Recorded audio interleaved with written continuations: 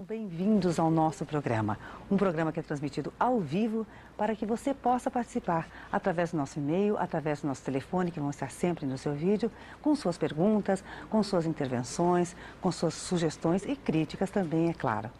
Daqui a pouquinho eu converso com a Josinês Miranda e com a Márcia Regina Miranda. Elas trabalham no ateliê de criação, um trabalho muito interessante, trabalham com arte, com pessoas com necessidades, portadores de necessidades especiais. Mas é daqui a pouquinho, porque agora vocês ficam com o Mídia Sem Máscara na TV, com o José Munir Nasser.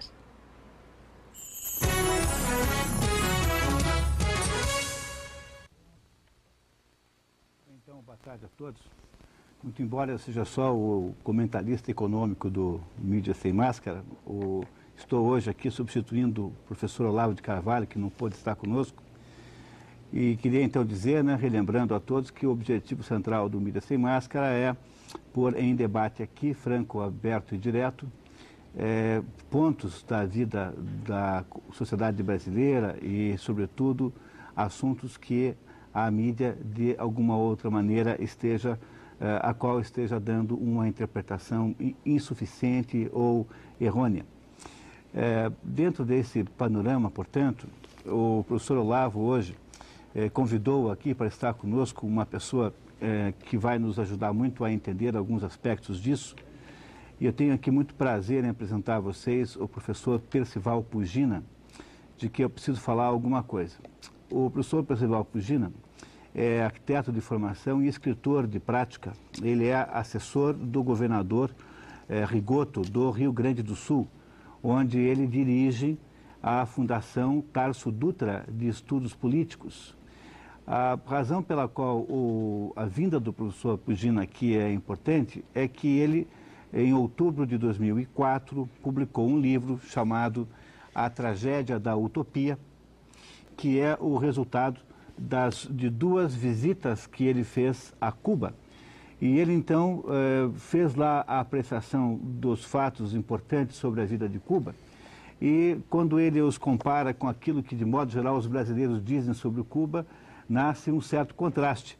E essa justamente a razão pela qual nós contamos com que o professor Pugina hoje nos faça um resumo daquilo que ele viu em Cuba e que nos ajude, então, a melhorar o nosso poder de compreender, de fato, os acontecimentos que lá existem.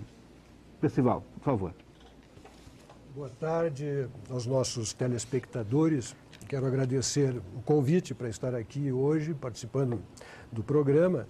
E creio que o tema proposto se enquadra exatamente nos objetivos, Muniz, que acabaste de apontar para o programa Mídia Sem Máscara. Ou seja, falaste naquilo que não é conveniente nem suficientemente tratado pela mídia brasileira. Quando eu fui a Cuba a primeira vez por curiosidade de turista para conhecer, porque lá no Rio Grande do Sul, onde moro, logo que assumiu o governo anterior, no dia da posse, foi pendurada uma bandeira de Cuba na sacada do Palácio Piratini. Os cubanos circulavam lá com audiências com o senhor governador, Olívio Dutra, na época, e havia uma forte influência desse ideário, provavelmente aqui também, jovens, com aquelas camisetas com a estampa do Che Guevara. Cuba entrou muito na órbita das ocupações da imprensa e daqueles que pensam sobre política. Fui a Cuba para conhecer, voltei, percebi que havia uma curiosidade enorme. Quando eu dizia que tinha estado lá, as pessoas tinham sempre uma quantidade de perguntas para fazer. Eu digo, olha, para responder a todas eu vou voltar. E voltei a Cuba já então com o intuito de escrever o livro que escrevi. Nesse meio tempo, eu reuni tudo o que encontrei na literatura em português sobre Cuba. Uma estante com livros e praticamente só tem propaganda. Você não encontra um livro que tenha uma análise crítica, a não ser um livro do Denis Rousseau e da Corinne Kumerlato, que foi A Ilha do Dr. Castro, que foi um livro que teve uma certa repercussão há uns 2 anos atrás. Tudo que você vê em português é praticamente propaganda. Aí fui, mantive contato com dissidentes, passei por uma série de vicissitudes lá que eu narro no livro em função disso, fiz as observações, voltei, escrevi o livro, publiquei o livro. E, curiosamente, esse livro acabou chegando, através de um amigo, acabou chegando na Venezuela.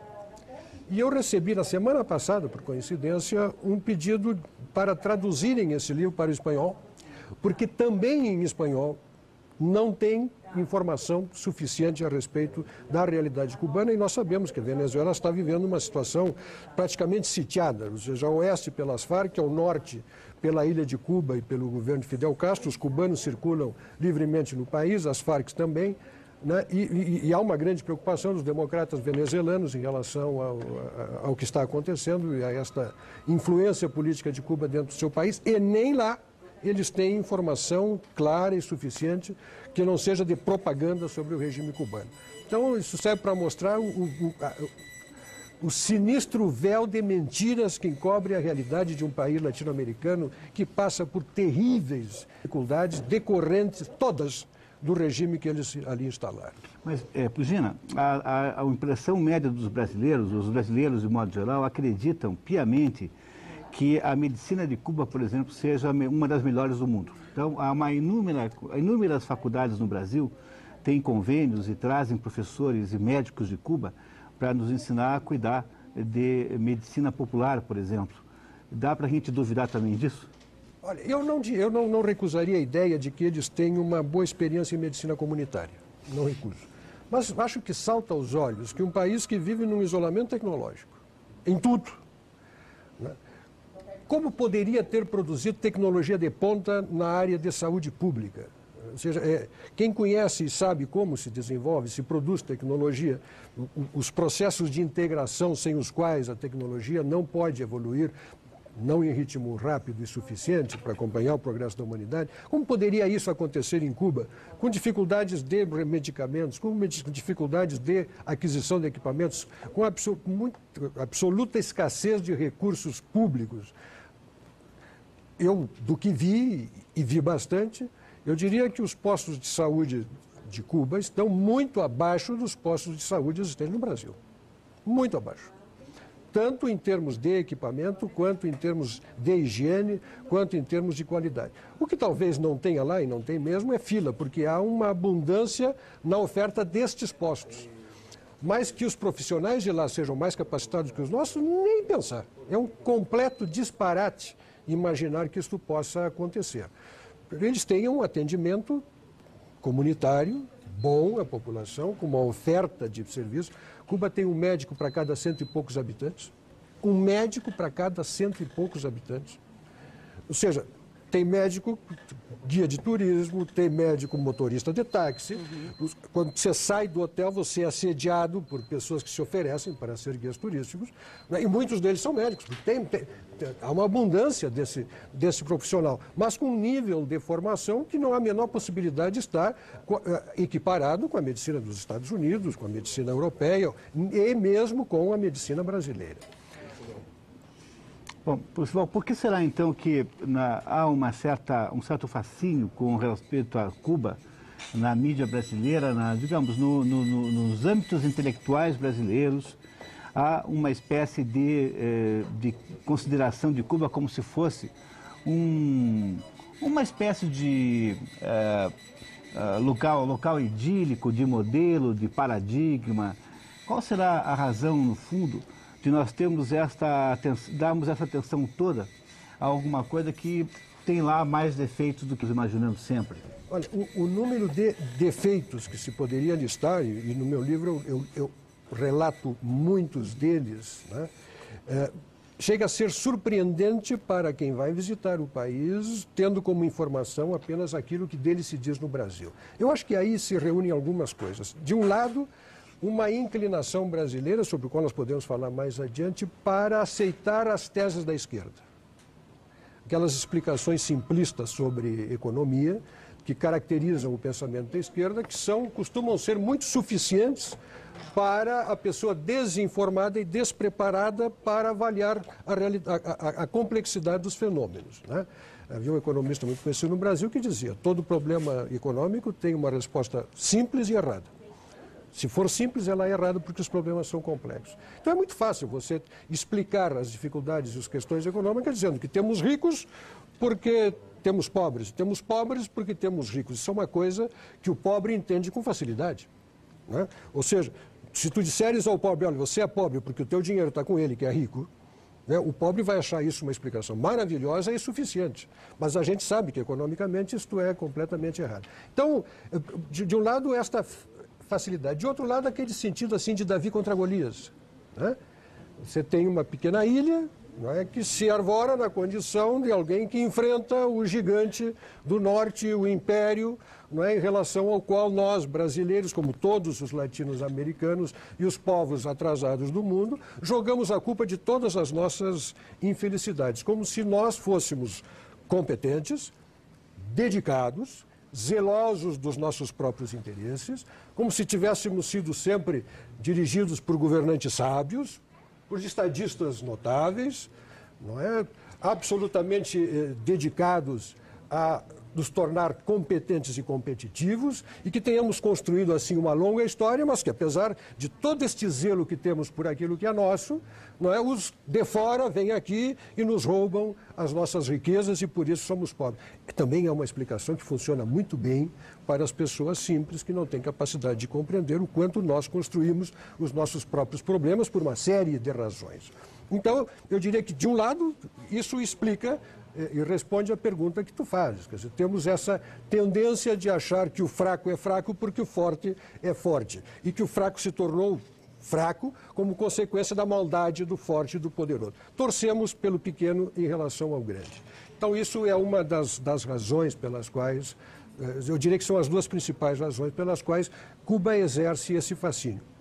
Mas a pergunta que eu faço e que o povo cubano se faz, e ouvi de uma pessoa na rua, eu relato isso no livro, é a seguinte: fascina que nós estejamos aqui há 45 anos, 46 agora, 45 quando eu escrevi, há 46 anos, tendo como finalidade da existência da nação cubana o enfrentamento aos Estados Unidos?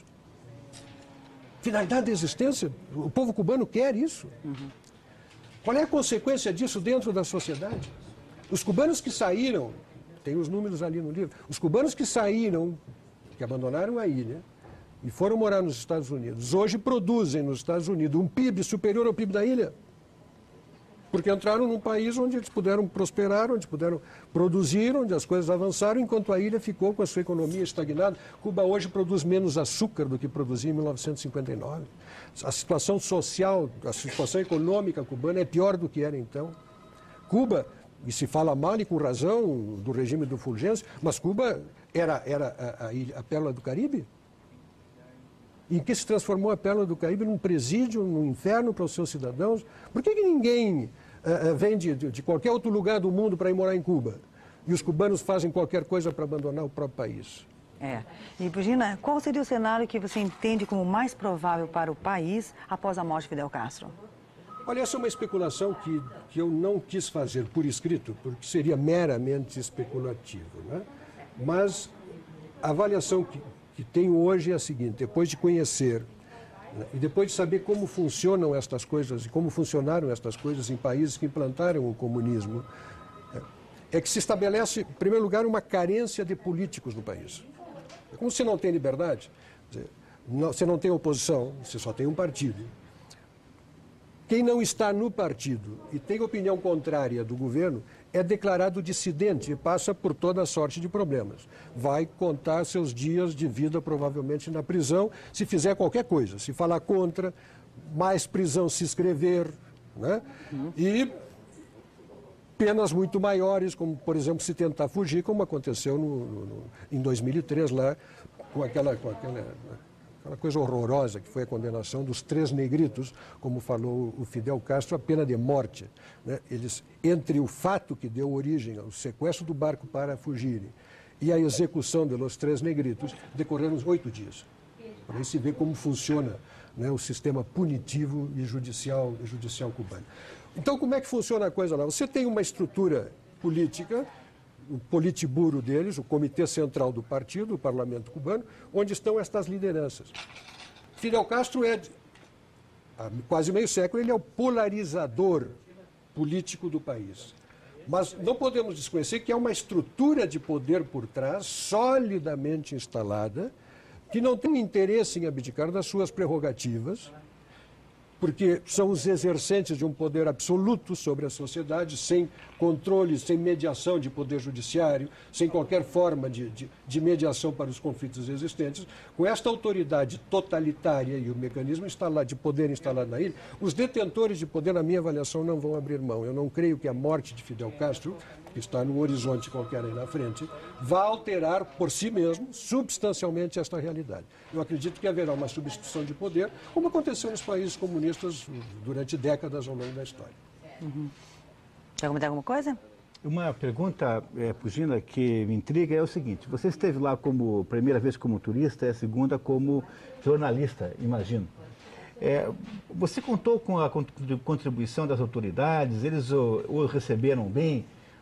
Foi uma aventura? Como é que é a crônica da visita, da viagem? É uma coisa interessante, porque eu fui como turista a primeira vez e voltei como turista na segunda com o intuito de escrever um livro que já sabia que seria um livro crítico, porque já tinha formado uma ideia a respeito daquilo. Mas precisava conversar com pessoas que exercessem esta função de dissidência e que tivessem passado por experiências de prisão, de repressão, etc. E ali foi muito engraçado, né? Porque eu cheguei e telefonei para algumas pessoas que tinham me dado aqui no Brasil dados para entrar em contato com ela. E telefonei, essas pessoas tinham seus telefones grampeados, né? Fiquei sabendo disso depois. Eu marquei um encontro para almoçar com a economista Marta Beatriz Roque, no primeiro evento. Pouco tempo depois que nós chegamos no restaurante, entrou a segurança do Estado, instalou uma filmadora em cima do balcão e passou a filmar o nosso almoço. Foi um negócio, eu comecei a suar frio, porque não tinha me passado pela cabeça aquele negócio, né? Não, aí disseram, não se preocupa, porque é assim mesmo, eles controlam tudo. Eles controlam tudo. Bom, aí conversamos, etc. e tal, fiz os meus apontamentos, não quis nem tirar fotografia para não andar com aquilo no bolso, né? Mas tu começa a te sentir absolutamente inseguro, né? Tentei contatar uma pessoa lá, um desses freelancers que andam ali se oferecendo, para fazer contatos com alguns. Quando ele viu a lista, se levantou e saiu de perto de mim como se eu fosse o diabo, né? E aí, em seguida, eu percebi que o mecanismo de controle que se abate sobre a sociedade começa a se sentir com vontade de ir embora. Isso só pode sair pelo aeroporto. Bom, aí mais tarde tive outros contatos, sempre as situações complicadas. Procurei até apoio da Embaixada do Brasil na época, não houve nenhuma receptividade, seja para que eu pudesse mandar os apontamentos que tinha feito pelo Malota Embaixada para o Brasil, houve uma resistência e note-se que não era o atuador que estava lá, era o outro. Ou seja, não tive nem mesmo por parte da Embaixada Brasileira um tratamento que me pareceu que seria aquele no sentido de assegurar me dar a própria segurança, porque eu comecei a me sentir muito inseguro. E digo mais, fiz a experiência do que é você estar numa ilha. Você só pode sair de um barco ou pelo aeroporto, não tem outro jeito, né? Porque se tivesse uma fronteira seca, em um determinado momento lá, eu teria procurado uma fronteira seca para passar, né? Tive que passar pela vigilância do aeroporto. Felizmente consegui sair sem problema. Mas a situação de opressão que você começa a sentir quando percebe o controle do Estado sobre ti mesmo é uma coisa que nós aqui no Brasil não temos ideia. E olha, o Valmor do Jardim das Américas, ele mandou um abraço a vocês dois, ao jornalista e ao economista, né? E ele pergunta o que o bloqueio econômico imposto pelos Estados Unidos a Cuba tem contribuído para a sua estagnação. Ele complementa dizendo que não é o meu pensamento, contudo é para o esclarecimento dos incautos. Em primeiro lugar, Cuba não tem dinheiro para comprar nada em ninguém. E não tem o que vender para ninguém. Então, falar-se no bloqueio, né, como sendo a causa das dificuldades de Cuba, não. A causa das dificuldades econômicas de Cuba é um sistema econômico que sempre produziu fracasso econômico. Aliás, isso é um desafio que periodicamente eu faço nos artigos que escrevo para os jornais lá do Rio Grande do Sul. Me indiquem um caso, e dou um século inteiro de história, e experiências em 4 continentes e décadas de possibilidade de implantação, sempre com absoluto poder de Estado sendo exercido, em que o regime comunista tenha produzido uma democracia e uma economia sustentável. Não, pelo contrário, só produziu opressão e só produziu miséria. Então, o bloqueio econômico, eu diria assim, ó, se Cuba abandonar a sua... Se Fidel Castro, principalmente, porque os cubanos não estão nem aí mais para isso. Se o Fidel Castro abandonar, ou se o regime cubano abandonar a sua pirraça em relação aos Estados Unidos, não há a menor possibilidade de que Cuba, abrindo-se, não seja um país próspero. Porque Cuba recebe 400 mil canadenses que passam por cima dos Estados Unidos por ano para fazer turismo em Havana, e hoje o turismo é a principal fonte de riqueza do país. Você imagina se você abre aquilo, né, se o país se abre para receber turistas do mundo inteiro. Só o turismo poderia salvar a economia cubana. Mas não, você tem um regime fechado, o Estado se apropria de praticamente toda a renda nacional, porque o cidadão cubano recebe, pasme o nosso telespectador, pasme a nossa telespectadora, um salário médio de $9 por mês. Por mês. E o dólar lá vale menos do que... Vale mais aqui. Você precisa de mais dólares para comprar as mesmas coisas que você compra aqui. O governo se apropria de toda a renda nacional para oferecer educação e saúde. Só que a educação é um outro problema. Vamos colocar essa educação entre aspas, porque... Instrução é uma coisa, educação é outra. Você educar um povo para a democracia, você educar um povo para a liberdade, você educar um povo para a autonomia, para o livre discernimento, isto é condição indispensável. Você ensinar certas coisas, certos conteúdos, e junto com os conteúdos de conhecimento, você vir com a doutrinação que inibe a capacidade da pessoa, de um regime que impede a pessoa de se desenvolver e de prosperar, você não tem educação, você tem um processo que convém ao Estado porque cria os seus cordeiros para se submeter ao sistema. Nós já temos várias perguntas aqui. Só um comentário. Fala. O presidente Kennedy, quando decretou o embargo a Cuba, há um fato folclórico que pouca gente sabe, ele mandou comprar 1000 charutos cubanos. Exatamente um dia antes. Isso provavelmente porque ele achava que ao fazer a pressão econômica contra Cuba, que era muito mais uma pressão de impedir que os americanos fossem lá do que propriamente uma pressão econômica de deixar de comprar produtos cubanos. E aí destruir, porque mesmo naquela época, mesmo na época do Fulgêncio Batista, a economia de Cuba era baseada no cassino, no nightclub, na música, que eles fazem, aliás, muito bem, né? Então, provavelmente, o Kennedy achava que fazendo essa pressão iria derrubar o governo dos comunistas e aí retomaria as relações normalmente. Bom, o engraçado sobre a questão do embargo econômico americano é que os próprios cubanos diziam que a razão da sua miséria era justamente o comércio com os Estados Unidos. Então, antes do embargo, os americanos eram culpados de serem a origem dos males de Cuba. Aí os americanos fizeram um embargo e depois do embargo os americanos passam a ser os culpados pelo embargo a Cuba, justamente quando eles atenderam os desejos dos líderes socialistas cubanos que achavam que o capitalismo lhes chupava o sangue, chupava la sangre, como se dizia em Cuba naquela época. Bom, então eu acho que é importante dizer o seguinte, o embargo contra Cuba foi só dos Estados Unidos e durante todo o tempo, via Espanha, sobretudo, depois via Canadá, os cubanos tiveram comércio normal com o resto do mundo. E não é no embargo econômico que estão os males de Cuba. O embargo econômico é uma espécie de argumento político que você usa para continuar sustentando uma espécie de retórica revolucionária, que é o que faz Cuba ser o que é. Cuba vive de uma retórica revolucionária. Só se pensa isso, um cubano menos avisado certamente pensa que está lutando a Terceira Guerra Mundial contra os Estados Unidos. E só parece importante que o nosso telespectador reflita sobre o seguinte. Há um livro que causou uma influência tremenda na América Latina. É o livro do Eduardo Galeano, Veias Abertas na América Latina.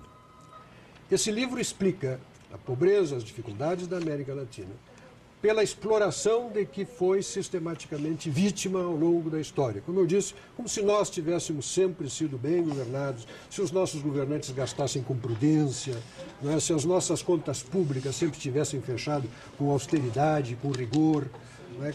Como se sempre tivéssemos estimulado o país e os brasileiros a se tornarem competentes e competitivos. A culpa é sempre da exploração estrangeira. Muito bem, então o que aconteceu com Cuba? Em 1960, 59 e 60, todo o patrimônio produtivo da ilha saiu das mãos de quem quer que fosse e caiu no colo do Estado cubano. Sem que o Estado cubano gastasse um centavo com isso. Desapropriou tudo que era produtivo no país. O que aconteceu com a remessa de lucros? Cessou? Cessou por completo. Em 61, logo depois, Cuba entrou para a órbita soviética e estabeleceu acordos comerciais e de cooperação militar e tudo mais com a União Soviética altamente vantajosos para o governo cubano. Em outras palavras, usando a analogia de Galeano, cravou a seringa na artéria dos russos. E começou a vender açúcar para a União Soviética na proporção que conseguisse produzir por um preço muito superior ao praticado no mercado internacional e os russos pagavam.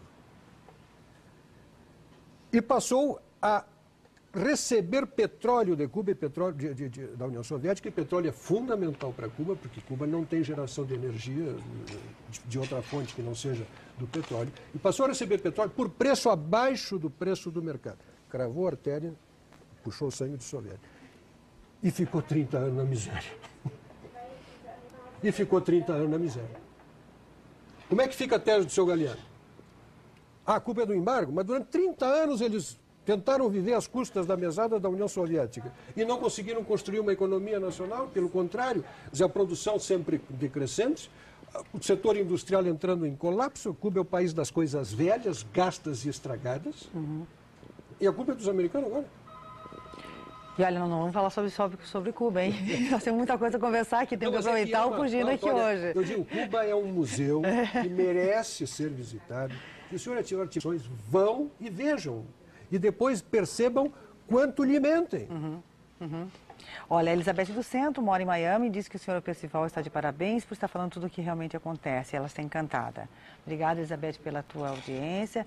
Ferreira José quer saber onde encontrar o livro do Percival e qual editora. Então, fala aí para nós o teu livro, que está quase esgotado. Não, já está esgotado. A primeira edição está praticamente esgotada, mas tem jeito de comprar. Tem jeito. Você pode entrar no meu site, o meu site é www.pugina.org, ele tem um link onde eu ainda tenho alguns volumes que recebi da editora, que eu posso eventualmente fornecer para quem solicitar. www.pugina.org. Agora, rapidamente, explica para o Paulo do Portão qual o papel do Che Guevara na formação do comunismo em Cuba. Na minha avaliação, não foi relevante. O Fidel Castro já era comunista, o Che Guevara era um revolucionário, né, que foi se tornando... Aliás, eu acho que vale a pena assistir o filme aquele Diários de Motocicleta, desde que a pessoa não seja ingênua, não é, para imaginar que o Che Guevara sempre foi aquilo que é mostrado no filme.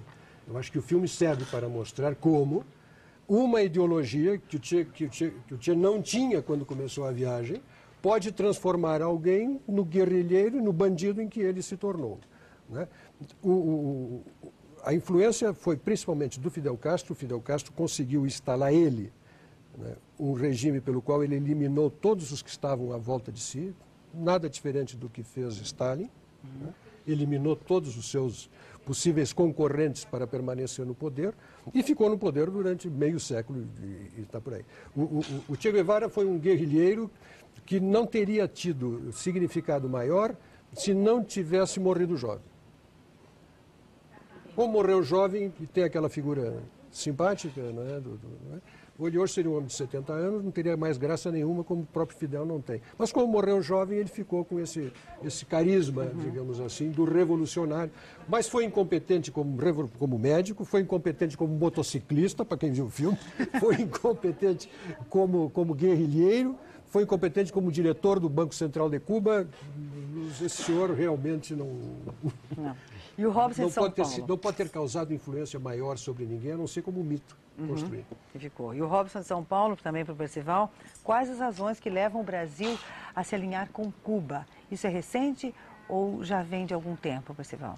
Não, eu acho que houve uma aproximação maior, evidentemente, em função do Foro de São Paulo, né, a ascensão do Lula ao poder, né? O embaixador que está lá hoje é uma figura da copa e da cozinha, do governo revolucionário, né? O nosso ministro Zé Dirceu, você vê que esteve lá, morou lá, foi oficial do Exército Cubano.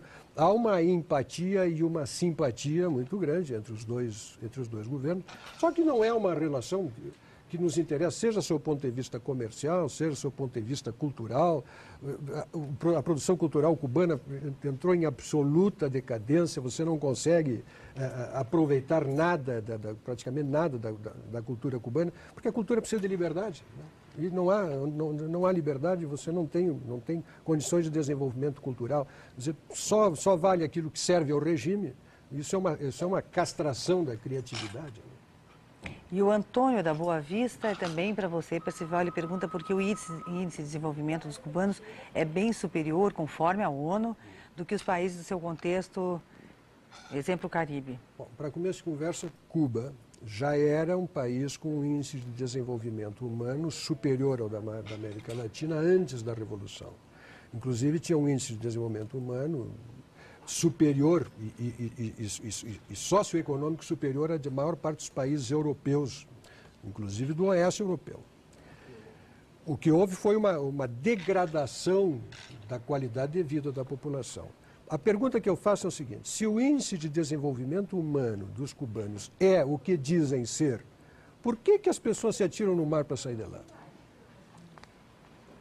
Se as coisas são como nos contam aqui, por que saem? Por que os cubanos não querem ficar? Por que se submetem? Por que uma mãe pega o seu filho, põe no colo, entra num pneu e tenta atravessar 90 milhas de oceano com uma criança no colo? Correndo riscos. Não chegar em lugar nenhum, de né? Não chegar em lugar nenhum, ou de ser presa antes, durante ou depois. Né? Por que será que as pessoas fazem isso se as coisas são como dizem? Não, meu caro, efetivamente não são. Vai e veja. Vai e veja. E o Gilberto da Vila Auer pergunta agora também... tem uma coisa, só abrindo um parênteses. Fica à vontade. Senhora, não, mas eles têm comida, não na proporção em que se imagina, tem educação e tem saúde. Bom, no presídio central também, né? Tem médico, tem... $9 por mês? $9 por mês. Comida? Eu faço um cálculo aqui, um cálculo sobre o que é a ração, a ração cubana. Né? Eles estão entrando num processo de subnutrição, porque depois que os russos forem embora, eles hoje vivem do que o Munir falou, que é o ingresso de turistas europeus, que é o que mantém hoje um pouco a atividade econômica da ilha. Porque não fosse isso, aquilo seria um horror. Ou seja, muito parecido com o Haiti. E aí o Gilberto da Vila Auer pergunta que os nossos políticos, começando pelo Lula, estão indo para Cuba. Para aprender o quê? Olha, a resposta que eu tendo a dar seria especulativa, mas eu não creio que nenhum democrata tenha qualquer coisa a aprender. Um país que há 45 anos está dominado por um ditador que eliminou toda a sua divergência, onde não há a menor possibilidade de liberdade de expressão, onde quem é contra o governo vai parar na cadeia e que submete o seu povo a um regime de ração restrita durante todo esse período, prometendo a esperança de, quem sabe, um dia as coisas vão melhorar.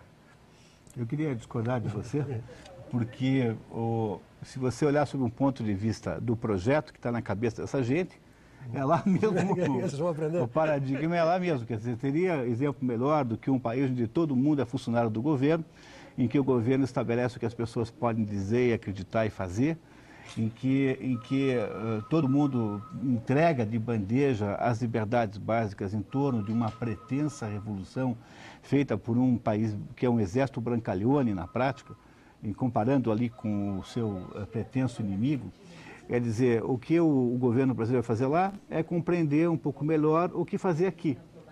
E não fosse isso, nós não nos importaríamos com Cuba, porque Cuba não teria a menor importância, seria apenas alguma coisa folclórica, sim, seria tão importante quanto uma ditadurazinha africana, se não fosse o paradigma para o governo, para o Estado, para o partido dominante, ou seja, para a inteligência brasileira. O problema de Cuba é que ela é uma meca buscada pela nossa inteligência universitária brasileira, pelos nossos jornalistas, como modelo para o Brasil. E é justamente por isso mesmo que nós nos incomodamos com isso. Então, o que eles estão fazendo lá é aprender como faz aqui no Brasil alguma coisa equivalente, com um pouco menos de Fidel Castro, um pouco mais de samba, alguma coisa assim. Sei lá, adaptar aqui às nossas condições uma sociedadezinha totalitária como a que tem lá. E eu acho que o Antônio Carlos de São José dos Pinhais, acho que ele pegou o programa já tinha começado, porque ele diz assim, quais outros países que o senhor Percival conhece, que sofrem os embargos que Cuba sofre e consegue manter o nível de desenvolvimento social, o exemplo é a medicina. E o Percival até comentou, né, a medicina não é tudo isso que falam, não. Está muito longe.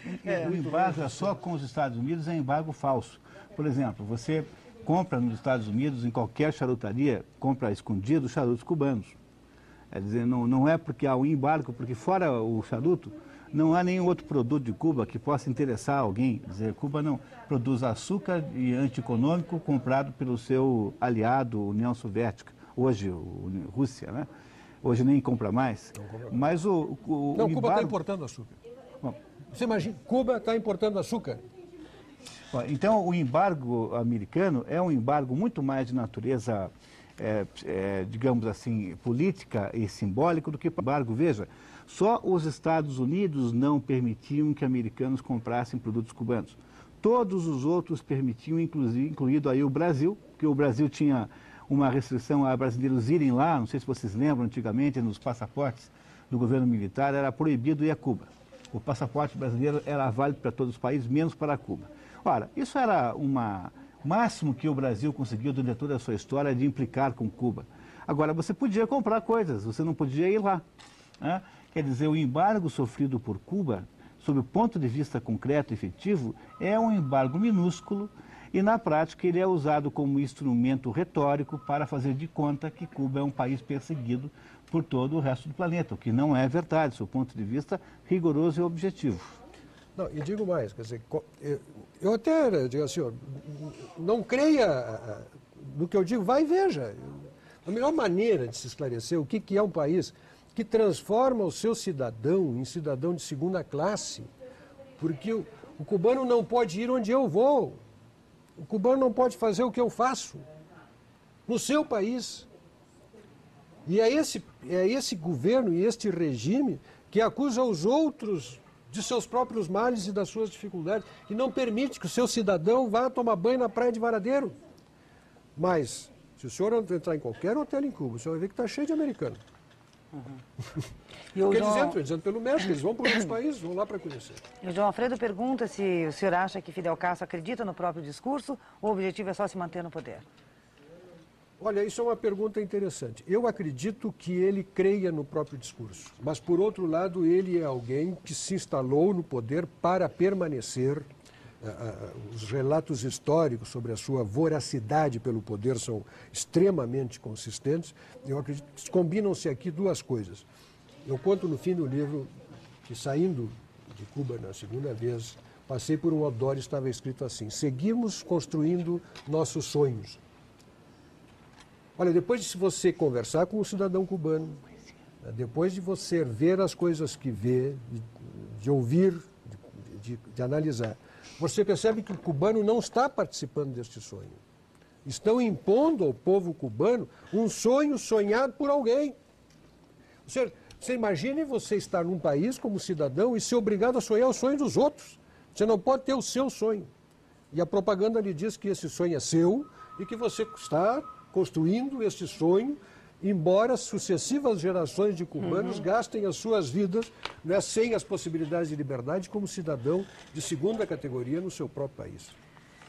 Olha, Pugina, tem aqui a intervenção do Douglas Água Verde, que diz qual a sua opinião sobre o governo de Lula, José Dirceu, com Cuba. Esse governo tem a tendência de ser ditador como Cuba? Eu acho que há todo o raciocínio de esquerda de base marxista e a formação de todos eles de base marxista não é uma formação rigorosamente democrática. Ou seja, o apreço à democracia nunca esteve nas cogitações do marxismo, nem do comunismo, nem de quem adora o regime cubano. Porque ninguém vai me dizer que gosta do Fidel Castro do regime cubano e ao mesmo tempo que tem qualquer apreço pela democracia. Também aí é entrar em excessiva contradição. Só que tem uma coisa, quer dizer, o que a esquerda descobriu com o tempo, e acho que o Chávez dá um excelente exemplo disso, porque Chávez foi um militar de esquerda golpista. Aliás, é bom que as pessoas saibam. Nós tivemos na América Latina golpes militares de direita e de esquerda. Regimes militares de direita e de esquerda. Hugo Chávez foi um militar golpista de esquerda, cujo golpe fracassou e descobriu que era mais fácil chegar ao poder pelo voto. Com esse lero-lero, com essa conversa afiada, de que a culpa de todos os nossos problemas é alheia, nunca é de nós mesmos. Com essa conversinha demagógica é fácil chegar ao poder. Chávez chegou ao poder na Venezuela, Lula chegou ao poder aqui. Só que o Brasil é um país mais complicado que a Venezuela. O Brasil é um país muito mais complicado que Cuba, um país com 170 milhões de habitantes, 180 milhões. Não dá para se fazer as coisas do mesmo jeito. Mas eu diria que, sob o ponto de vista ideológico, estão próximos, sempre estiveram próximos.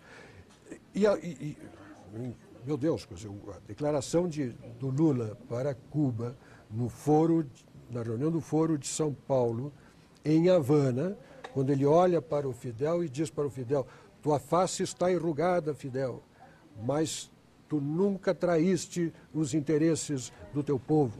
Né? Eu acho que quem faz esta louvação de um ditador daquele quilate, né, que chacinou dezenas de milhares de seus compatriotas por motivos políticos para permanecer no poder, não pode ter o apreço pela democracia que se proclama. E qual o legado do Fidel Castro, do ditador Fidel Castro, e por que uma figura envelhecida exerce ainda tanta influência sobre o governo e os intelectuais brasileiros? Porque por afinidade ideológica, eu não tenho a menor dúvida. Nós temos aqui no Brasil, de um lado, junto à opinião pública, e eu não duvido que a opinião pública brasileira tenha uma orientação política muito mais aproximada à esquerda do que qualquer coisa, por desinformação. Mais adiante, acho até que nós deveríamos voltar para isso, mas os problemas principais do Brasil estão na esfera política. Nossas instituições. São as instituições brasileiras que não funcionam. Como o brasileiro não sabe disso, não pensa nisso, não compreende nisso, depois se puder até conversar sobre o episódio da eleição da Câmara, é um gancho bom para nós compreendermos isso. Acho que a gente vai agora Como o vir para cá. brasileiro não pensa nisso, então a culpa é do sistema. Mas que sistema? É o sistema econômico. Então é esse sistema econômico que está aí. E aí vem aquela explicaçãozinha tola, né? Existem pobres porque existem ricos. Eu vou fazer uma outra afirmação que pode ser incompleta, mas é mais perfeita do que essa. O Brasil é um país pobre porque tem poucos ricos. Faz mais sentido. Tivéssemos mais ricos, teríamos mais poupança, mais investimento e mais emprego. Mas essas explicações simples que são dadas, insuficientes, agradam a uma opinião pública desinformada, né? Fornecem um discurso muito fácil de ser feito, que é o discurso do demagogo, e aí entram as nossas instituições que favorecem isso. Por que uma pessoa como o Chávez seria eleito presidente num país sério? Num país de população esclarecida? Evidente que não. Agora, olhe a América Latina toda, perceba as nossas dificuldades, dê uma olhada nas nossas instituições, compare com as instituições dos países sérios, você vai notar uma certa... Bom, tem alguma coisa errada em algum lugar. Será que é lá que está errado? Ou será que somos nós que estamos errados? Eu acho que tem um fato aqui que eu acho bom a gente lembrar, que é o seguinte. O Ludwig von Mises, que é o... Eu até trouxe aqui o livro do Ludwig von Mises, hoje, A Ação Humana, que é um livro que é, digamos assim, o livro mais simbólico do liberalismo, já que eu tinha vindo aqui hoje com a esperança de poder finalmente explicar a diferença entre neoliberalismo e liberalismo. O Ludwig von Mises sempre disse o seguinte, que o que move, o que atrai as pessoas ao socialismo, no fundo, é um desejo de continuar criança. É uma espécie de infantilidade atrasada, porque quando você... A mentalidade da criança é uma mentalidade de dependência de alguém que a sustenta, de alguém que cuida dela, de alguém que resolve os problemas para ela. E aí, quando você olha para essa mentalidade, você compreende bem o que o Fidel Castro representa como figura de um pai, uma figura paternalista, de um pai que, além de ser... Paizinho malvado, então. Pois é, mas ele é um sujeito que é severo e as pessoas, então, aceitam qualquer barbaridade, porque, afinal de contas, ele deve ter alguma razão para estar fazendo isso. Vocês compreenderam como aí a mente do revolucionário cubano funciona? Quer dizer, todo tipo de barbaridade e de totalitarismo e de destruição dos direitos humanos e de perseguição a pessoas passa a ser viável quando subordinado a um objetivo maior, que é um objetivo de salvar as pessoas da rudeza e da necessidade de dar a vida real. Então, o que eu diria é que se tem algum fator psicológico que está liderando aí esta adesão completamente indiscriminada, ou quase indiscriminada, da intelectualidade brasileira ao modelo Cuba, é o fato de que eles também veem nisso uma espécie de realização do seu desejo de ser dependente psicológico, financeiro de alguém que sabe como as coisas são, ou seja, o Estado, o governo, Fidel Castro, o que quer que seja, esse pai provedor chamado Estado, que então, já que a lógica do sistema tornou-se assim, esse pai provedor, então, usa todo o recurso que puder, a sua disponibilidade, para produzir o maior conjunto de controles econômicos e controles sociais possível. Então, eu diria que é preciso investigar na psicologia das pessoas. E se a gente olhar para o Brasil tem muitas qualidades e muitas coisas muito boas, mas o Brasil é um país de uma superficialidade inacreditável. O Brasil é de uma epiderme inacreditável. Quer dizer, aqui as pessoas não têm não têm 1 centímetro de profundidade de qualquer coisa. Então é o país que vive da aparência, da moda, do que parece ser, das coisas epidérmicas e superficiais. Um país como esse certamente embarca em qualquer projeto que seja marqueteiramente, mercadologicamente interessante. Então eu diria que tem uma raiz profunda na psicologia humana. A nossa adesão a isso, no fundo, é a nossa incapacidade de ser adulto. A incapacidade do sujeito de saber que depende dele a conquista e o esforço de resolver os problemas da sua própria vida, e não do governo, é que torna o socialismo muito interessante. Porque se alguém vai resolver para mim, por que eu deveria esforçar-me para resolver eu mesmo? Então, essa é a origem fundamental de todo o esforço, de toda a tendência para o socialismo. É a infantilidade que as pessoas têm e temem em preservar viva. E é uma coisa interessante porque há uma ideia, né, de considerar que o mercado é o vilão. O mercado é o local dos aproveitadores e o vilão, né? Mas se há uma coisa que qualquer pessoa que conheça um pouco de economia e que tenha visitado um país comunista percebe, é de que a única coisa que funciona na economia desse país é o mercado paralelo. Se você retirar o mercado paralelo, então aquilo desanda por fome completa e miséria absoluta. É aquilo que as pessoas conseguem fazer por fora para ganhar alguns trocados, não é? O que conseguem roubar do governo para vender ali na esquina, não é? Ou de algum modo por baixo do pano, e você é assediado na rua por gente que está fazendo isso, é o que faz com que as pessoas ainda consigam sobreviver. Acrescido, no caso Aliás, vou contar um episódio que está narrado no livro, depois até acho que eu precisaria gostar um pouco sobre o problema brasileiro, a minha avaliação do problema brasileiro. Eu fui almoçar na casa de uma senhora, um casal cubano, lá da primeira vez que fui. E quando estávamos na mesa, eu vi que me serviram um camarão. Esse camarão lá é uma coisa que não pensar. O máximo que eles podem, porque ele é uma gororoba de carne com soja, né? Serviram um camarão. Né? Eu vi que eles moravam numa casa de classe média, média. Né? E aí, conversando com esse casal, eu perguntei, mas como é que se explica, não é, que com os salários que são pagos, né, as pessoas consigam, exista uma certa classe média no país, você tem lá o seu carrinho Lada, né?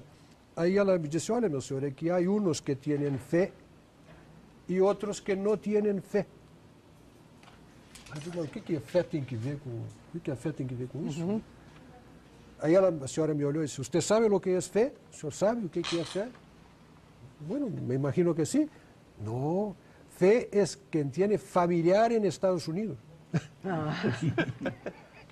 Porque quem tem familiar nos Estados Unidos, quem tem fé, familiar nos Estados Unidos, recebe, tem direito de receber uma mesada. Ou seja, aqueles cubanos que vão para lá, depois de alguns anos estão ganhando bem, e aí passam a mandar uma mesada que ajuda a sustentar. E esse é o fluxo permitido de capital. Então come camarão quem tem fé. para cubano, e é disso que eles dependem, porque o sujeito que mandar $100 por mês para lá, está mandando aquilo que o cubano leva um ano para ganhar. Imagine, Também ajuda a manter o país. Olha, eu gostaria só de... Eu não entendi essa daqui, mas eu vou passar para o Munir, talvez ele entenda. O Matheus Aguaverde pergunta: vocês conseguiram alguma vez sobreviver sem ser funcionários públicos? Bom, você entendeu? Eu entendi.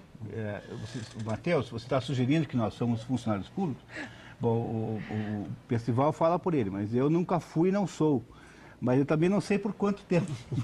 Quer dizer, do jeito como as coisas vão, daqui a um pouquinho talvez, de certo modo, somos todos, né?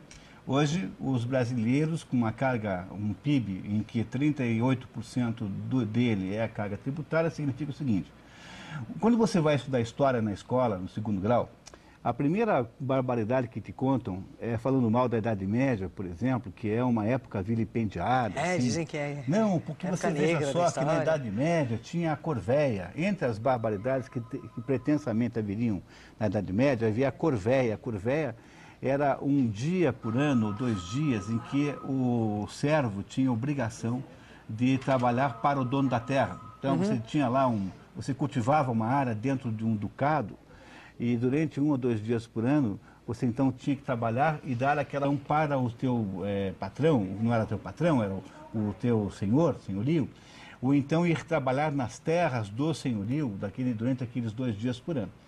Então eu fico imaginando o que será mais tirânico. Será que é um duque da Idade Média que te obrigava a trabalhar 2 dias na propriedade dele por ano? Ou é o governo que faz com que você trabalhe mais de 1/3 do ano para sustentar? Com certeza, com certeza. Então, se você está olhando sob esse ponto de vista, eu de fato sou funcionário público. Como todos nós. Todos nós, eu também não sou. Sobrou ninguém, mundo que... tá? A questão agora é saber quando é que nós vamos chegar aos 100%. E aí vamos ter que entregar 100% e ir lá com um valezinho, qualquer coisa, entrar na fila para pegar uma gamelinha de arroz que o governo fará o favor de nos entregar. Mediante uma libreta que autoriza a compra. Agora, se você está falando em termos de empregatícios, saiba você que eu nunca fui nem sou funcionário público e não está nos meus planos vir a ser. Acho que... Falando por mim, eu quero esclarecer o nosso... Fiquei com a mesma preocupação tua, hein? Fiquei com a mesma preocupação tua. Eu fiz a minha vida, sempre gostei de política, mas fiz a minha vida na atividade privada porque disse a mim mesmo que eu só me dedicaria à política quando não precisasse mais dela. E quero esclarecer que a partir do momento em que pude fazer isso, só perdi dinheiro. Fugina, nós falamos há pouco, você citou até a eleição da Câmara dos Deputados, né, que o Severino Cavalcante venceu a eleição. E é possível encarar essa derrota do governo como séria ou trata apenas de um contratempo que pode ser superado? Eu estava assistindo esse episódio, eu me lembrei daquele sambinha clássico do Moreira da Silva, em que ele é chamado por um telegrama da Mary, né, e ele, o herói de Wichita, o herói de Wichita vai enfrentar o bandoleiro adversário. E é disparado tanto tiro no salão que até hoje ninguém sabe quem morreu. Eu garanto que foi ele garante que fui eu. Lembram disso? Bom, eu depois, no dia seguinte à eleição, eu fiquei com a mesma dúvida. Até hoje não sabe quem perdeu. Porque o Grinaldi disse que quem perdeu foi o governo. O Lula, lá da Guiana, disse que quem perdeu foi o PT. E o PT disse que quem perdeu foi o Grinaldi, que por sua vez disse que quem perdeu foi o governo, que disse que quem perdeu foi o PT e que disse que quem perdeu foi o Grinaldi. Para mim, mais importante do que saber as razões da derrota, e isto eu penso que seja uma reflexão importantíssima, que interessa a nós brasileiros, né, é por que aconteceu o que aconteceu e o que está por trás disso. Provavelmente o senhor e a senhora que estão nos assistindo não gostam da política brasileira e pensam que política é sempre assim. Saibam, não é. A política que temos é consequência e que comungamos com toda a América Latina dos infortúnios que eu descrevi, e procure ver se não há uma relação entre uma coisa e outra. A política que temos é consequência do modelo político que adotamos e que compartilhamos com a América Latina, que adota esse mesmo modelo político nosso. Qual é a lógica de um sistema em que não é a maioria que faz o governo, mas é o governo que tem que fazer a maioria? Uma vez eleito o presidente da República, num país, no Brasil, onde existem no Congresso Nacional, na Câmara dos Deputados, 14 partidos políticos, A maior bancada, entre 503, a maior bancada tem 91 deputados. Portanto, o senhor tem 14 minorias e nenhuma maioria. Qual é a lógica de um modelo político que permite que se tenha, no Poder Legislativo Nacional, 14 minorias e, em tese, nenhuma maioria? O presidente se elege, se ele não montar uma maioria parlamentar, ele vai ter imensa dificuldade para governar. Então, a regra do jogo, como ela é burra, que não é a maioria que faz o governo que tem que fazer a maioria, obriga o presidente da República a ir atrás da maioria. Como é que ele monta essa maioria? O presidente Lula achou o mecanismo dele, que é mais ou menos semelhante aos outros, só que ele tornou isso exponencial. Nós temos 35 ministérios. Eu duvido que o senhor saiba o nome de 10, eu não digo 10 ministros, de 10 ministérios. O que mostra que deve ter uns 20 aí, pelo menos, que se desaparecer ninguém vai sentir falta, porque ninguém sabe o que é nem o que faz. A função disso é gerir a coisa pública? Não, a função disso é acomodar os quadros necessários, partidários, para compor a maioria parlamentar. 35. Quem é que está pagando essa conta? A sociedade brasileira. O presidente Lula, quando estava montando o governo, ele oferecia ministério mais ou menos como se oferece canapé em coquetel. O senhor aceita o ministério? Não, obrigado, já estou servido. O senhor aí já tem o seu? Né? E aí eu, não, olha, eu quero mais uma se não tiver pepino, porque senão... Né? Indigesta. E quem é que está pagando essa conta? E os milhares de cargos que já foram criados por esse governo para acomodar? O preço disso é formar a maioria parlamentar. Nós estamos pagando a conta. Bom, mas só que formar a maioria parlamentar ela não é sólida. Ela tem que ser permanentemente mantida. À custa de quê? À custa de verbas públicas, à custa de aprovação das emendas parlamentares, à custa da paparicação desta base pelo governo. E como é que se paparica pelo governo? Ou distribuindo cargos, ou distribuindo recursos para atender as emendas parlamentares que vão servir para a reeleição dos congressistas. Isto é preço pago pelo país por um sistema político burro, de concepção idiota, uma regra do jogo que desmoraliza o país, que desmoraliza o governo, que faz com que aqueles 300 que o Lula, quando era deputado, apontava existir no Congresso Nacional, estejam hoje todos na base do governo. Todos, não tem um fora, são todos na base do governo, que determina a infidelidade partidária, porque o presidente atrai primeiro os partidos e o Lula está fazendo o que ninguém fez antes. Ele vai buscar os deputados dos partidos de oposição para trazer para os partidos que ele atraiu para a base do governo. O PFL perdeu mais de 20 deputados, o PSDB perdeu mais de 20 deputados, né, que foram para o PL e para o PTB, porque eram os partidos da base parlamentar para ficarem nas cercanias do poder, distribuindo seus benefícios e privilégios. Isto é a regra do jogo político, determinando o comportamento das pessoas e a conduta. Isso desmoraliza o país, custa caro para o senhor e para a senhora, custa caro para a sociedade brasileira, né? Além de não permitir que efetivamente se tenha a governabilidade séria que o país precisa. E nós achamos que a culpa é do G7, do G8, do Fórum de Davos, do Clube de Paris, do Consenso de Washington. Vamos procurando explicação lá fora, né, para essa estultice que é o sistema político brasileiro. Existem sistemas melhores, mais preparados, mais competentes. Quem são os estadistas que esse sistema produz? Quantas pessoas de bem são atraídas para a vida pública por esta regra do jogo? Como é que nós podemos produzir um país sério desse jeito? Nós insistimos, achamos que é assim, não damos bola para isso, né? Não percebemos, achamos que sempre a culpa é dos outros. E Pudina, me diz uma coisa, por que não surge um político no cenário nacional verdadeiramente conservador, liberal, que não tenha o fisiologismo como base da sua atuação e que consiga levar uma mensagem diferente de que aí está, onde esses discursos de justiça social, luta contra a ditadura, parecem, né, ele parece ser o cartão de visita de todos os homens públicos? Mas esse sujeito ou foge, essa pessoa, ou foge do eleitor ou o eleitor foge dele. Uhum. Porque ele tá completamente desafinado para a sua comunicação com a sociedade. Se uma pessoa for para um meio de comunicação, eu faço isso. Começar a falar a verdade. Como eu não sou candidato a nada, não tenho interesse, eu quero fazer as pessoas pensarem seriamente sobre não ganha eleição. Não estou pensando em eleição. Eu me permito dizer frequentemente para os meios de comunicação lá em Porto Alegre, o senhor e a senhora que estão me ouvindo, o senhor é conservador e não sabe. Porque se dizer que alguém é conservador é desaforo. Mas como? Não, eu não sou conservador, eu sou progressista. Não, o senhor é conservador, não sabe. Por quê? Porque o senhor preza a família, o senhor não gosta que invadam o que é seu, o senhor não quer que invadam o que é dos outros, o senhor defende o direito de propriedade, o senhor valoriza o trabalho, o senhor valoriza a iniciativa, o senhor é uma pessoa preocupada com a criação de estruturas que gerem competência, o senhor não quer que o governo se meta na sua vida, o senhor percebe erradas e gostaria que essas coisas mudassem, mas o senhor não quer fazer revolução para isso. O senhor é um conservador acabado. Só que o senhor acha essa palavra feia, né, e aceita com muita facilidade que ele diga o contrário disso e acaba engolindo enrolado. Né? Então, a principal razão pela qual é que a comunicação do discurso conservador com a sociedade não encontra eco naquilo que já está embutido por processos gramscianos na cabeça das pessoas. Se você quiser fazer voto no Brasil, você tem que ser demagogo, você tem que ser mentiroso, você tem que desconhecer a verdade, passar a dizer mentira, porque aí você convence um mundo de gente, faz um caminhão de votos, você se elege presidente da República.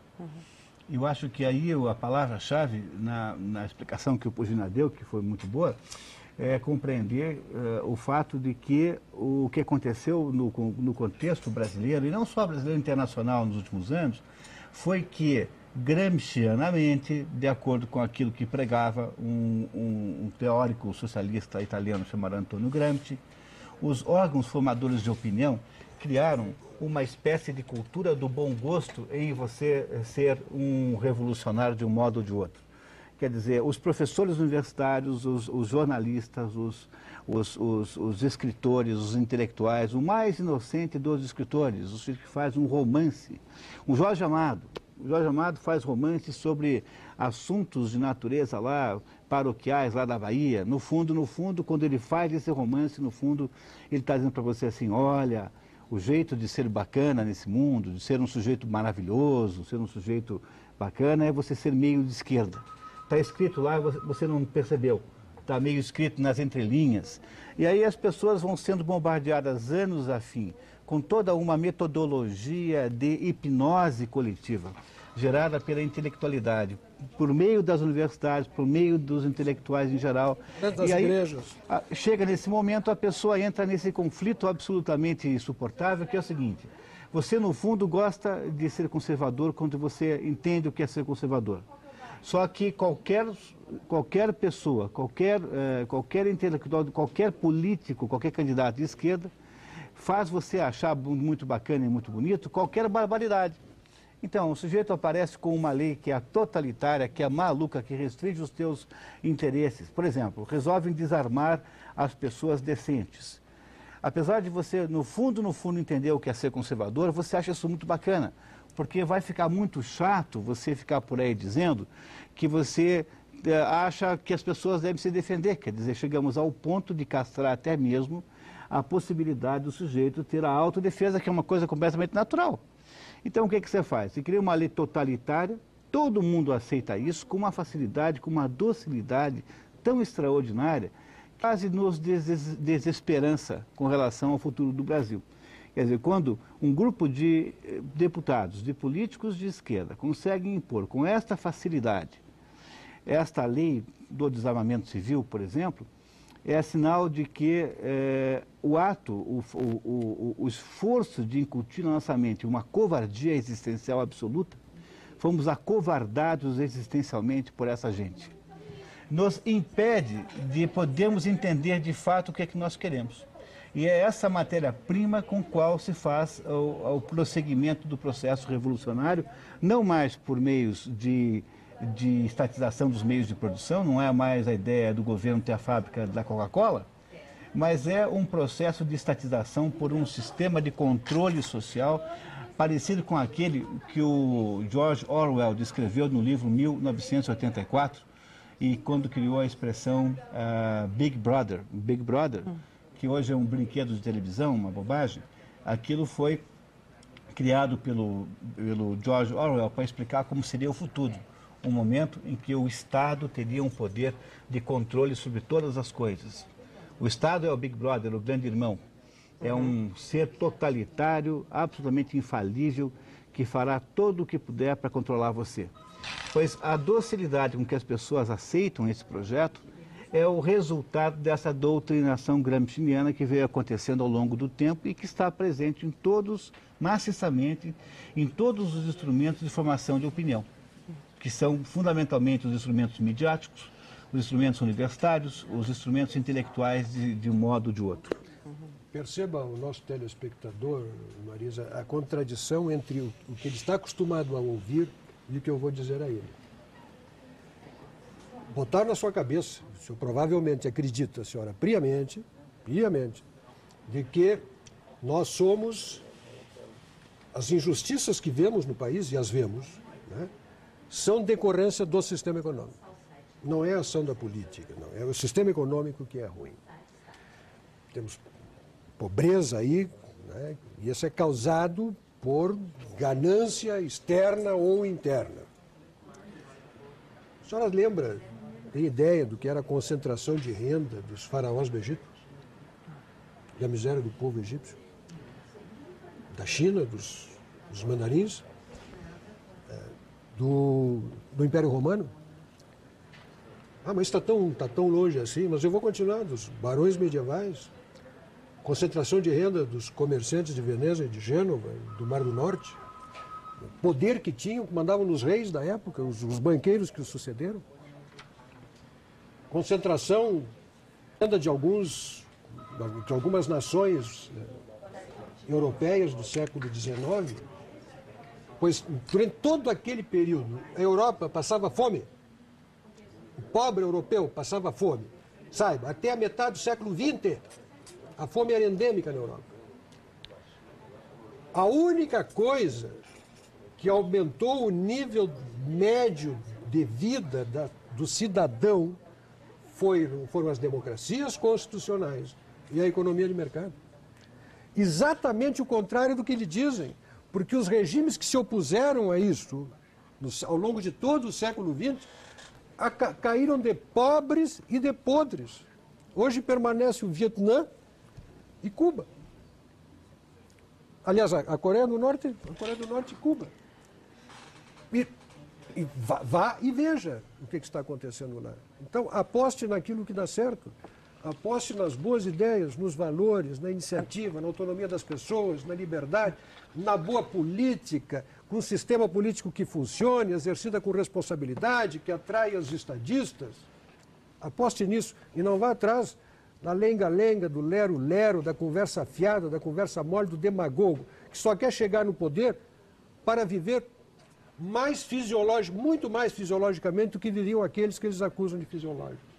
Dê uma olhada na sua volta e veja.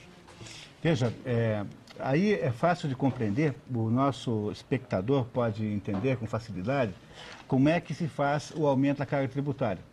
O governo vem falar para você assim, olha, como nós vimos muitas injustiças aqui, como há muitas misérias e muitas desgraças, e entendo que muitas dessas misérias e desgraças não são culpa de ninguém, são culpa da condição humana. A humanidade é fundamentalmente desigual desde o início, é uma desigualdade natural. Eu não sei tocar piano como Mozart e nem sei matemática como Albert Einstein. Bem que gostaria. Eu adoraria, mas acontece que não nasci assim. Quer dizer, o governo vem e conta para você o seguinte, olha, como nós vimos muitas e muitas desigualdades, veja só, o Fome Zero partia da ideia de que no Brasil havia 40 milhões de miseráveis famélicos. Aí então o que o governo faz? Usando esse argumento, ele diz assim, então eu preciso resolver o problema para você, então deixa comigo, eu vou pegar mais um pouco do teu dinheiro no teu bolso e com isso eu vou resolver o problema. E dessa maneira, o governo vai botando a mão no seu bolso e colocando a mão no bolso dele. O que é que significa isso? Significa que na prática, o dinheiro que você dá para o governo é para o governo gastar com ele próprio. Mas você acha isso muito bonito porque você não pode ser contra uma coisa dessa. Então, lembre-se que há uma dezena de anos, um médico muito decente, chamado Adib Jatene, chegou para o Brasil e foi chorar na televisão, dizendo assim que nós precisamos melhorar a saúde, então vamos criar um imposto sobre as operações bancárias, que é um imposto só por um tempinho. Nunca mais ele vai sair daí. Bom, o resultado disso é que o imposto nunca mais vai embora, a sua alíquota será aumentada progressivamente e nem por isso os outros impostos sairão. Na verdade, os outros continuarão aí.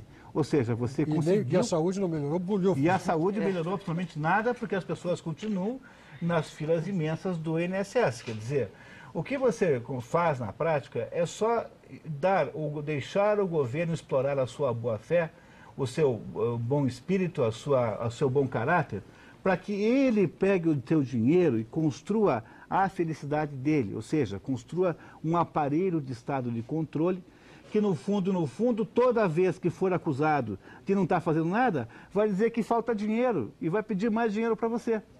Se compreendeu? Veja só, quando houve lá os ataques de 11 de setembro, a segurança em alguns aeroportos americanos era privada. Qual foi a reação dos estatistas, dos estatizantes? Não, tá vendo? Se não fosse privada a segurança, não tinha acontecido isso. Então vamos estatizar a segurança. Ora, convenhamos, se em vez de ser segurança privada fosse segurança pública, o que é que diriam os responsáveis por ela? Nós não deixamos acontecer o ataque porque faltou dinheiro, queremos mais dinheiro.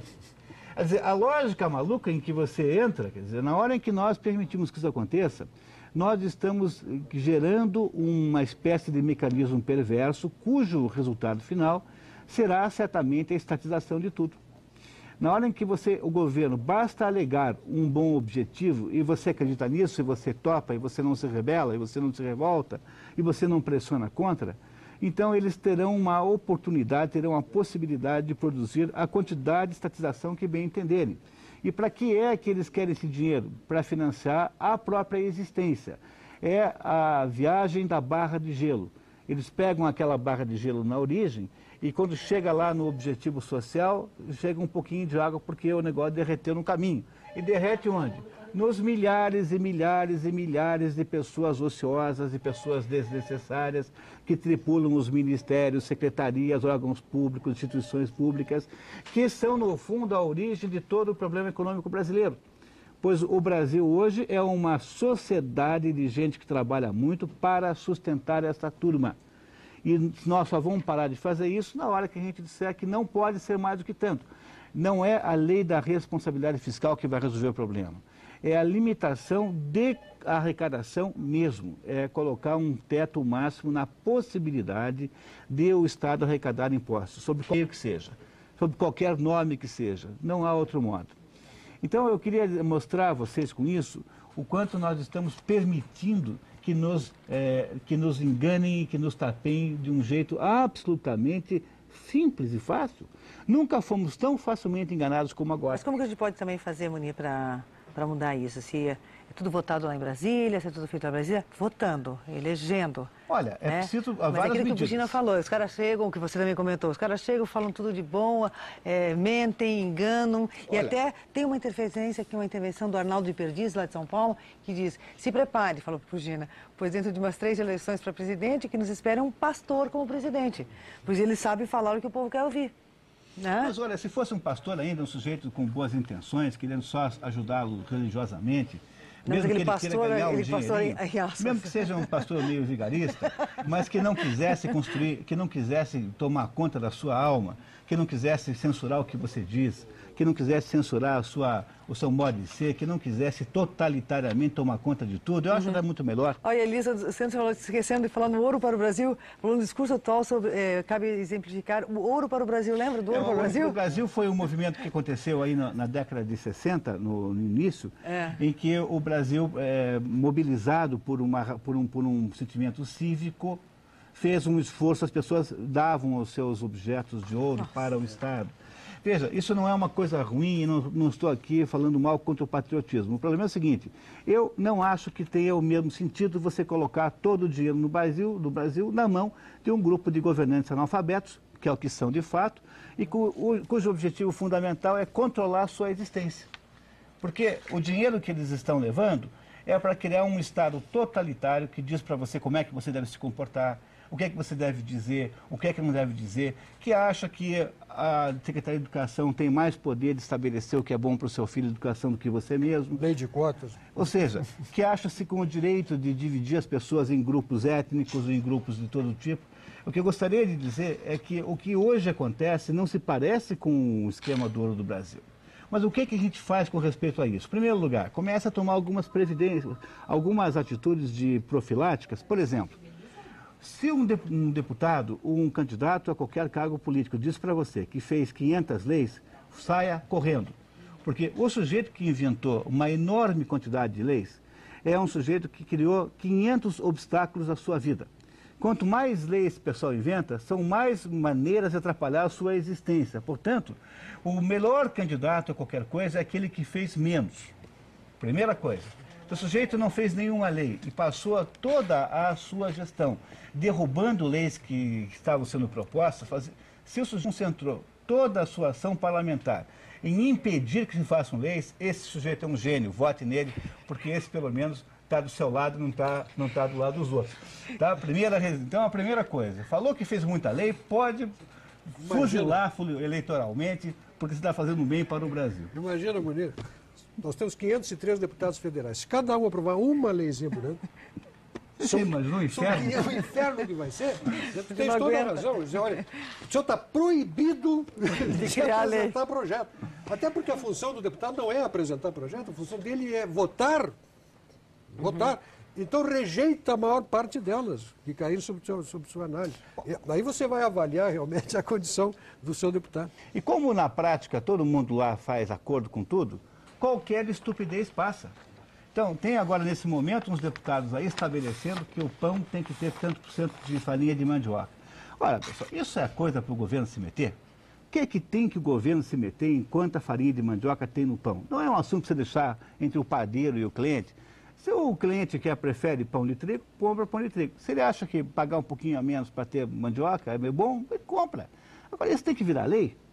Então, se você vai fazer o mesmo raciocínio com o que essa gente faz, essa gente é maluca, é um hospício. E esse hospício é que está organizando o Brasil. Tá? Então, é preciso compreender que é preciso a gente reagir contra isso. E a primeira outra coisa que você deve fazer é ter uma espécie de DNA, desenvolver uma espécie de DNA contra a exploração do seu bom caráter, que é a primeira coisa que eles usam. Todo mundo acha que as pessoas reagem a boas causas. Tá, tudo bem, todo mundo tem bom caráter, a maior parte das pessoas tem bom caráter. Então, não deixem que explorem isso de maneira maliciosa, tá? Tenha cuidado, deixe claro para quem está governando o Brasil que você não abre mão de alguns direitos, a sua liberdade, o seu direito à sua propriedade e o direito à sua defesa, à sua autodefesa, à sua vida, são absolutamente sagrados e você não concordará com nenhuma dessas coisas, seja quem for o partido que esteja propondo isso para você.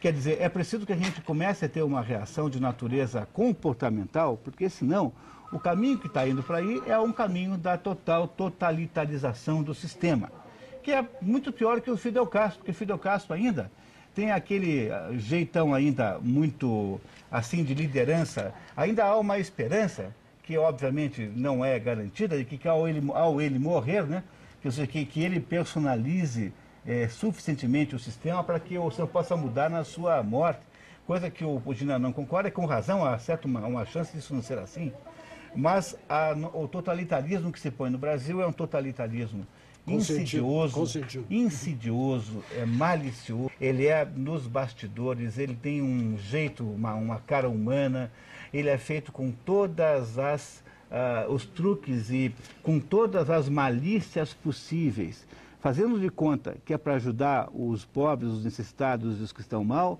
estamos criando o governo totalitário em que o governo fica tirando tudo que você tem para fingir que está fazendo isso. E olha, agora nós vamos ter que, acho que nós temos só 10 minutinhos para o encerramento do Mídia Sem Máscara e nós vamos a um outro assunto que eu também acho importante a gente abordar ainda hoje.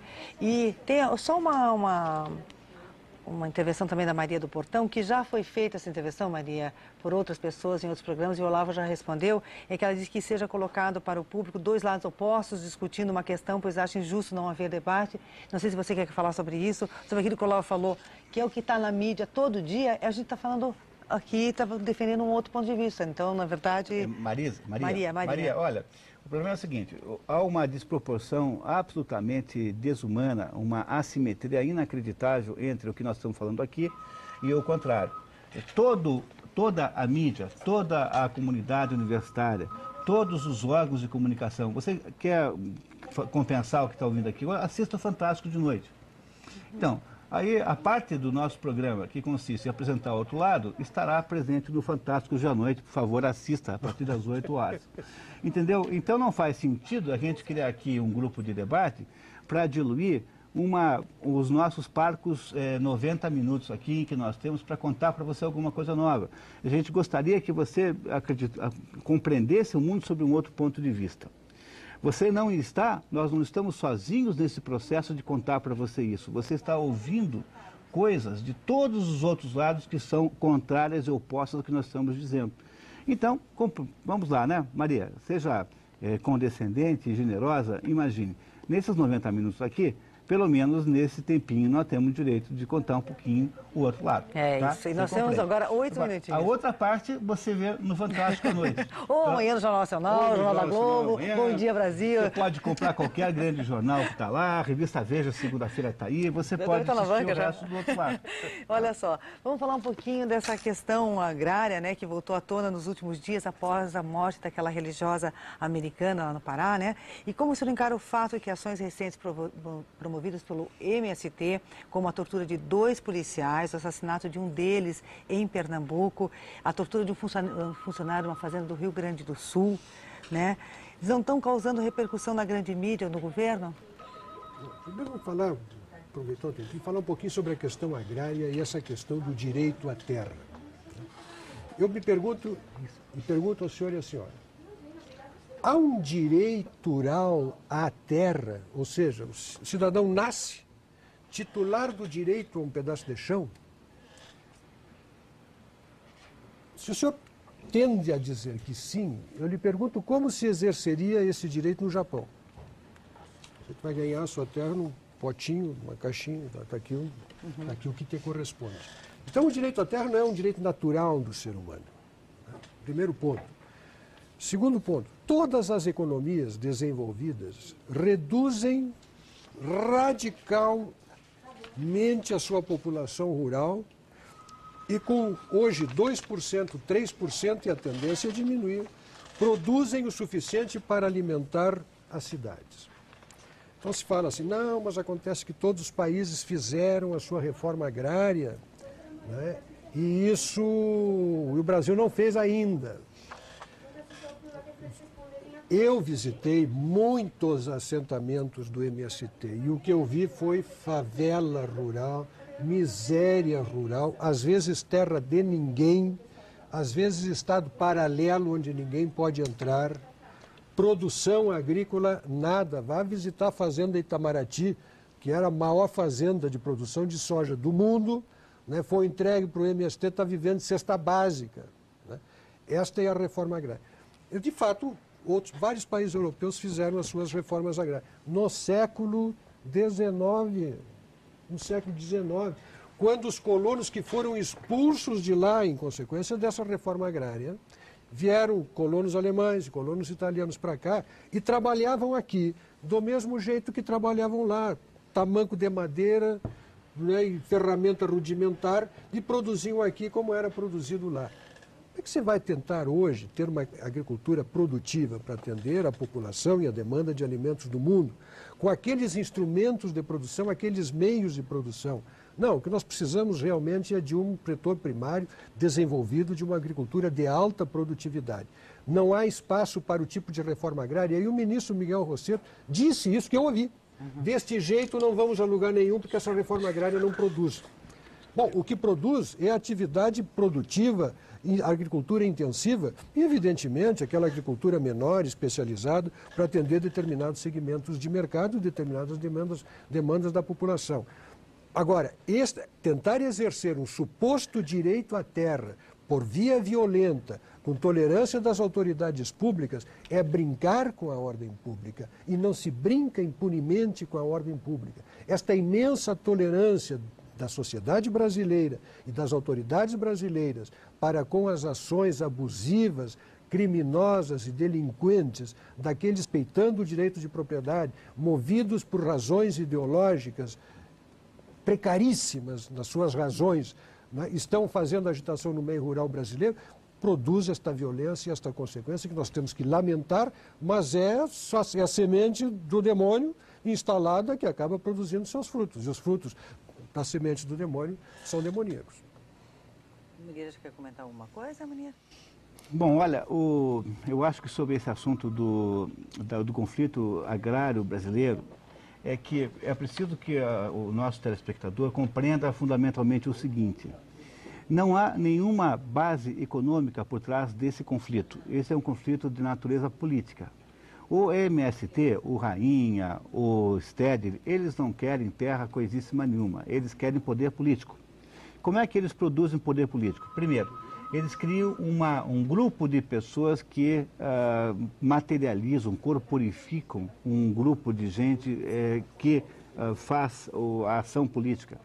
E eles legitimam esse grupo de pessoas, essa frente de ação política, por meio da boa vontade manipulada dos nossos ouvintes aqui, das pessoas que ouvem.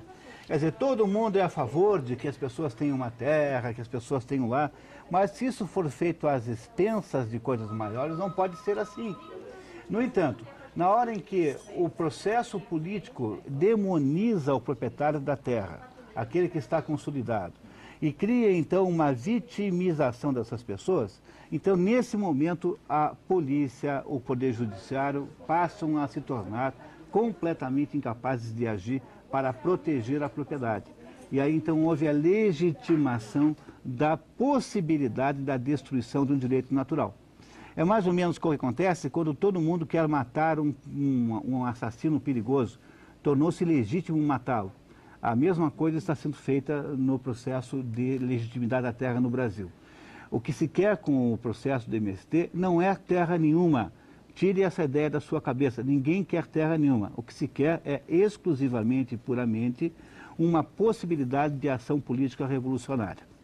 Então, se lermos por aí, entenderemos o problema. Se a gente ficar prisioneiro da ideia de que essas pessoas ali precisam de um pedacinho de terra, essas pessoas foram recrutadas nas cidades, elas não têm nem vinculação histórica com a terra. Muito bem, então eu queria agradecer o nosso ouvinte, o nosso assistente, e dizer que no próximo domingo estará aqui de novo o Olavo de Carvalho, normalmente para dirigir o programa. Muito obrigado, boa tarde. Obrigado, Percival, também, pela presença. Boa tarde.